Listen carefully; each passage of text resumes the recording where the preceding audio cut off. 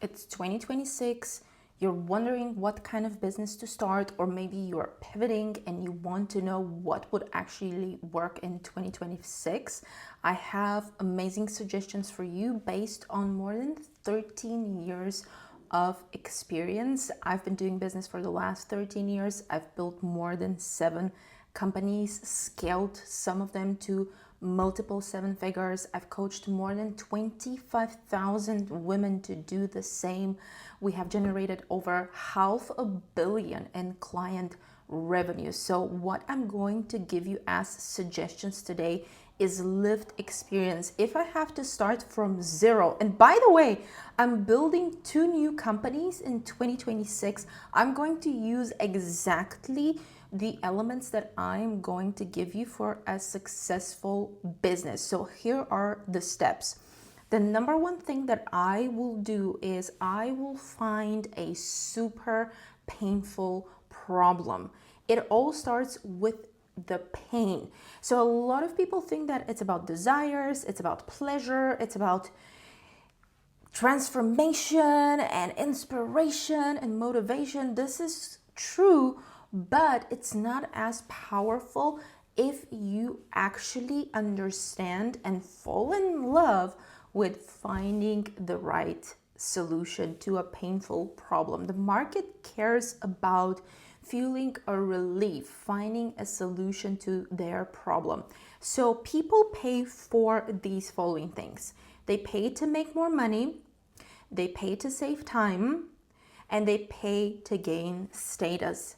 These are super important. So if you can find a way to help people make more money or save more money, and if you can help people save time or gain status, you are onto something. And so whatever the decision is, whatever you're going to choose, make sure that it is a painful problem that you are solving.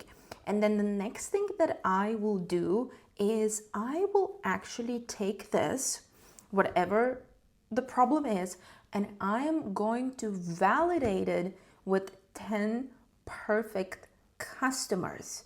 10 perfect customers. So I'm not going to validate it with my friends or family or good to have people in my environment. I'm going to go to the 10 people who have this problem, and I'm going to validate this solution first with them before I do anything else, before I put my money into that, before I build anything, before I start talking on social media. I'm going to do first this.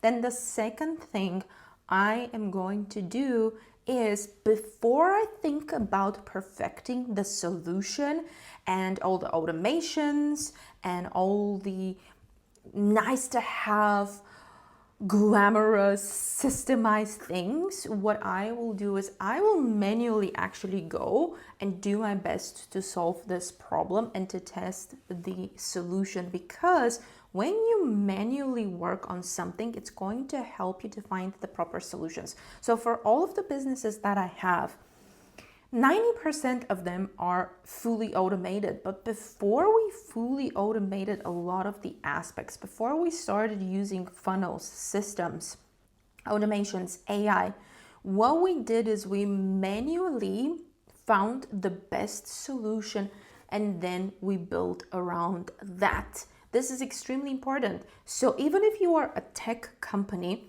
which in 2026, this is a great idea to start a tech company, it is so important for you to actually go and manually solve the problem. And to do that, you need to start from the basics. Like, make it super easy, make it as simple as possible. What's the problem? What's the outcome? What will be the timeline? What's the investment? And go and do it. And go and do it with these 10 people who can actually pay you. This is really important.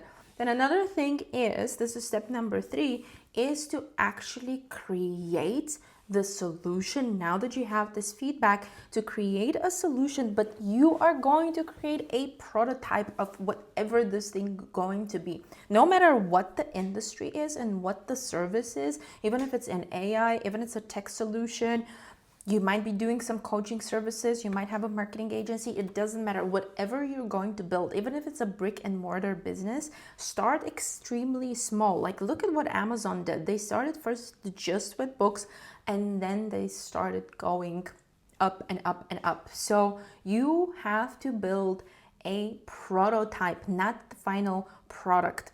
And what I do normally in this stage is, when I am building the prototype, I'm going back to the people that I spoke with. I'm going back to my wait list that you absolutely need to have. By the way, whatever you're building in 2026, please make sure that you have a wait list with people who are willing and able to buy. Not just good to have people, but people who you went to them and you asked them, hey, are you gonna put money for this? And they do. In fact, if you can get some money before you actually build the thing, that is even better. Even if it's $10, you go and get the money and you say, hey, do you want to be on the wait list? But you got to put $10, and no pressure. If things don't work out, we are going to 1,000% refund you, but this is what you have to do. So I'm going to do this as well. And then I am going to offer them this product that is not complete, prototype, it's not complete, but I'm going to test it as much as possible. Then when I have this is the time when I am actually going to really start pushing to supplement the business with cash flow. A lot of the times in my businesses, and I have different businesses, what I aim to do is to sell as much as possible even before some of the things are completed. And I know that you will say that for some of the businesses this is not possible. It is pretty possible if you are smart and if you are creative. You can absolutely do that, because the truth is, before somebody pays for something that you have, it's nothing. It doesn't matter. It's nothing. And I'm sorry to tell you that I coached so many people who are so excited. They go and build the thing, they spend so much money, and then they don't have buyers. And actually I can see it in the process while they're making that. I can actually see it will not work like this. They need to go and ask people. They don't do it. We have a problem. And so my suggestion is, once you already have the prototype, it's almost done. It is almost complete. It looks like something you can go and introduce to people, because it's also important that you do have something. You don't want to go before you don't have nothing and nothing to prove. So for example, one of my companies, I have a marketing agency, and I built my first marketing agency years and years ago. The first day when I went out, I still didn't have everything. I didn't have an office, I didn't have a website, I didn't have social media. I did have a lot of experience working with clients around the world. And so when I presented the offer that I had then and the service that I had, a lot of pieces were missing, but the most important parts were there. There was a solution, clear solution, pathway. How am I going to deliver this? How long it's going to take? Here's a gajillion examples. Don't worry, we're going to take care of you. Here's exactly what's going to happen. And people believed in that. And I actually had my very first 6-figure day in sales on the very first day that I went out to actually get clients and to solidify the solution. The other step that is really important is to have your MVP. So it means a minimum viable product. And I know you might say, well, isn't this the prototype? No, this is where you are super close to the solution, but you again go and start testing it with even more users, whatever that thing is, whatever the solution is. So as you can see, it is extremely important to test. And then when you do that, you have to collect feedback. Like, people have to tell you what is wrong with the product, and you have to be very open to listen and to change very fast. A lot of people stay stuck here.